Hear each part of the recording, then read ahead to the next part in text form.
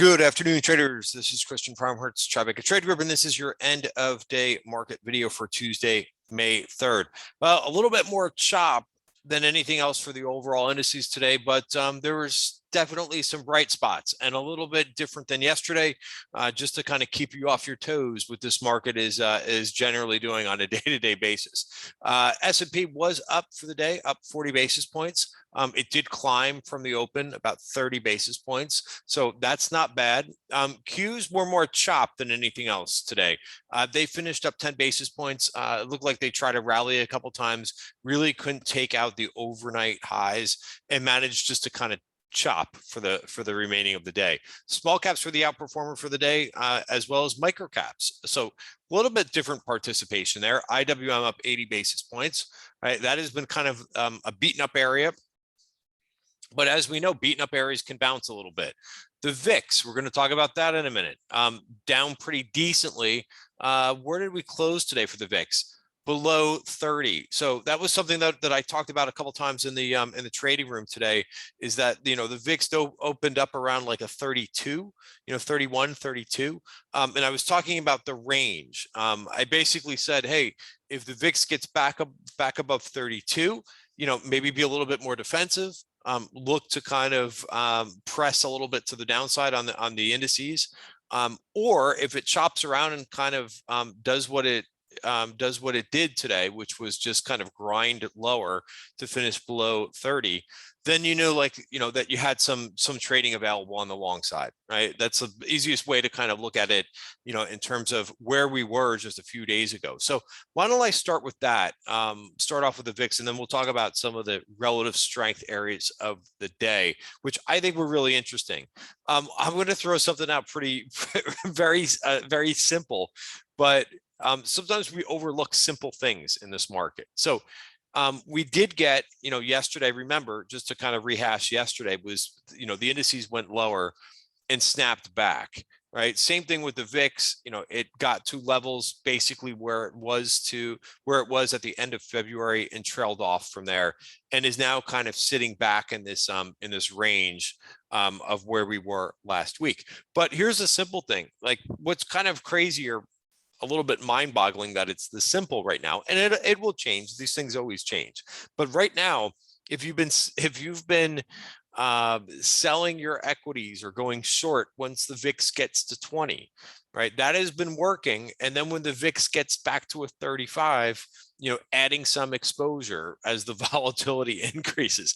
I know that's kind of difficult to get your to get your head around, maybe your arm around too, but that seems to be what's working. And, again, we try to pick up on observations. I'm not saying that that's going to continue. And by the way, this video is for information purposes only, not giving out, of course, any recommendations or anything like that. Risk disclaimer fully here. But again, just try to note when we see some things. And, I do remember hearing that a couple of weeks ago. People were talking about, hey, the VIX getting back down to a 20. It's probably a good place to lighten up.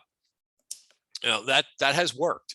So, we'll see how that goes tomorrow. We have a very big day. We're going to talk a lot about that in the trading room tomorrow. Basically what to expect for the Fed day. I mean, we've got a big event. Everybody's going to be watching this in terms of, traders on Wall Street and trying to understand what type of Fed guidance they're going to provide. So the way that I look at Fed days, and again, we'll talk more about this for members tomorrow, but you have an unknown event. How I was referring to this today was, hey, if you made a little bit of money scalping or some money, like for instance, I went long a few things yesterday. Here's the trade blotter for me. I didn't talk about this in yesterday's video, but obviously members know I put on a Tesla starter. I put on a weekly Google spread. I put on some ON Semiconductor too, because I like how the group is looking here. So I did add a little bit of exposure today, and then I kind of just took it off through the day, like, not any huge gains, just kind of nice little gains, right? Google weekly call spread, I sold that for 820, paid 665 yesterday. Tesla, basically, I took this off at the top of value on the 1 hour, 924, paid 904, took the rest of the trade off today, somewhere in here. Tesla. It should be in here someplace. For some reason, I can't find it, but I did take the rest of that trade off today, I think for 910, that trade. So the thought is, and I say this during earnings season too. You heard me talk about this a week ago. If you got lucky with names that you were holding that rallied into the earnings event, right? Put that, it's the expression that I used earlier is a bird in the hand is better than two in the bush, right? Take that money and put it in your pocket, right?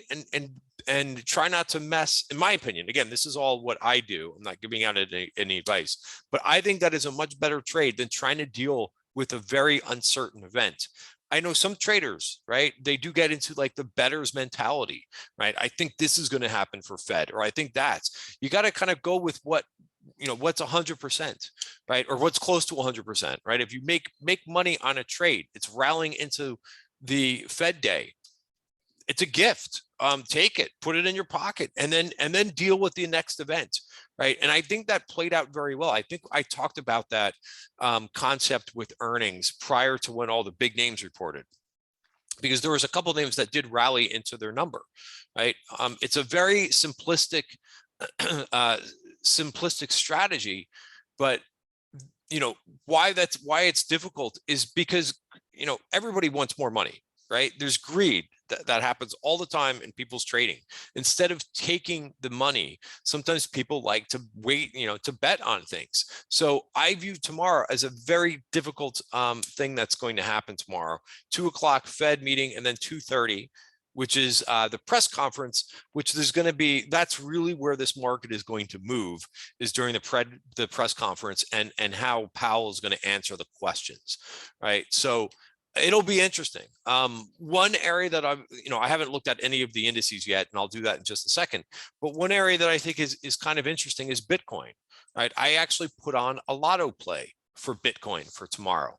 Why? Because it looks like it's breaking the value area. So I've got a technical reason, and it's kind of a nice little safety trade, right? I put on, here's my lotto trade for Bitcoin.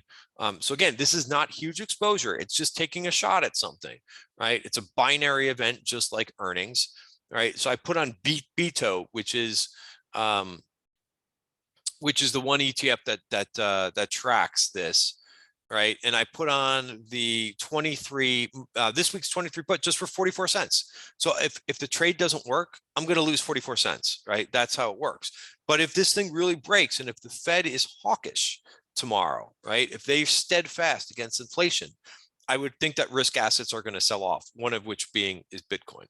Now, if they come out and they say, wait and see, right? They're going to raise interest rates 50 basis points, and then they say something like, hey, we're going to wait and see, we're going to watch economic conditions, right? You might see risk assets rebound, right, a bit and bounce. So that's another trade which I have not put on a trade for that scenario, and maybe I don't need to put on a trade for that. But you kind of have to in trading, you try to plan out the different outcomes and what that means, right? So we'll talk about that more for members. Like I said, let me go into a couple things that I thought were of note today, right? So S&P, right? I did not go over the S&P chart, and I want to. But here's the hammer bar. One of the things that I said this morning, I even tweeted it out for the S&P chart, is that I want to see follow through, right, from this hammer bar. Did we get follow through today? Well, I mean, really baby steps, and I'm not surprised that we didn't get too much price action, because we have this big event tomorrow, right? Nobody really wants to stick out their neck ahead of this big event tomorrow, right? There's too much uncertainty. Also, this is the other level that I put on Twitter this morning, and I said I would like to see price action get above 41.83. Notice that we couldn't do it. I would be very mindful of that, right? If you can't turn the corner where you need to turn the corner, right? We saw this weeks ago. Look at the 1 hour chart back up here. Now, this wasn't around a Fed event or anything like that, but sometimes when the price action just cannot turn the corner, it's a bad sign, right? So I'm not saying that that's a bad sign for tomorrow. It's just an observation that we have not really been able, while we had this nice hammer bar in the S&P, not a huge amount of follow through. So 41.83.5 is a level that I'm watching tomorrow. I will, get a bit more aggressive, I think, if that happens. Also, I would like to see a move over the 5-day moving average, right? Right now, why the 5-day moving average is so important, because it tells me when we're trending, both to the upside, to the downside. Notice how the price action, right? Since we broke, back in here on 420, right? That was the last time that we were above the 5-period moving average. And briefly, the price action has been capped. Notice last week, try to get above it, couldn't do it, right? So this 5-period moving average, exponential 5-day moving average, really tells you whether we're trending in this direction. And we're butting up against, turning the corner again and not able to do it.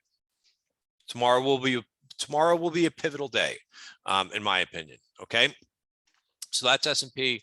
NASDAQ, similarly, not much going on here. Here was the 1 hour chart for this.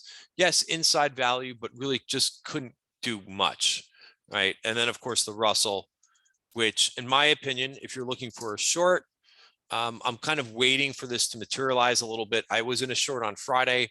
I took it off. I took off part of the trade late in the day on Friday on the sell-off. Then I took the remainder of the trade off yesterday too. But I would think, like, if this rallies a little bit further, right? If you notice the pattern, here's your sideways action, right? And this would be a good place, I think, to shorting a bounce in a downtrend. All right. Areas that were really interesting to me, right? Well, let's start with crude just for a second. Crude, we're not out of this pattern of lower highs, lower high here, lower high, lower high. We need to get back above 105. However, so I would like to see that before I really commit myself to back into the energy trade. Nat gas is doing very well, right? And the refining stocks, right, are the strongest of the group. Really nice. We talked about this yesterday in the trading room. Really nice inside day on Friday. Since then, Valero is very strong. Another name that's strong in this group is PSX, which also had good earnings. But you go through some of these names, right, and you're starting to see more names do things like this. Coterra Energy, right, very, very, very strong. EQT. Had some big calls out of the open today. The stock was up close to 7% for the day. I got to see it go above 42.20. That's the top of value. It looks like it stopped there, but I wouldn't be surprised if this goes higher. And then if you look at the coal names, Arch was a name that I played today for a day trade. I was happy. I took profits with this thing. Not very far, 174, I think 175. And then what I did is I established it back as a small swing trade at the end of the day today. All right. And semiconductor, I think AMD is up after hours. I like how the semis are starting to kind of build off of that support, right? Let's see where AMD is. I think it's up a few bucks. Right, it took out this 1 hour VPOC in here. There's another one up here at 97, not completely taken out. Maybe watch for the earnings call, but be careful with these names. These names that are reporting good earnings, half of them fade. So especially on the tech side. All right, so that's kind of the story for that one. Airbnb, which is a very, very tough stock, went all the way up to 156, is giving back almost half the gains for that one. All right, guys, and a couple other areas too that I found interesting was some of the agriculture names have also been kind of getting away from that 50-day moving average, which I thought was pivotal. Some of them are kind of resolving higher. All right, let's leave it there for one day. I think that's. Was there anything else I wanted to cover here? No, but also the metals and mining group were strong. Another group that stood out to me, and I have nothing on in this group. I'm just kind of watching and saying, maybe the home builders can turn the corner. Talk about a group that's really beaten up. If they don't, it could be bear flagging. So we'll see. 59.73 is a level that I'm watching there. And one name in particular that I'm watching in this group is Builders First Source. Would like to see that kind of get away from this little pattern and start to resolve higher. If it doesn't, then you may have a bigger bear flag going on here.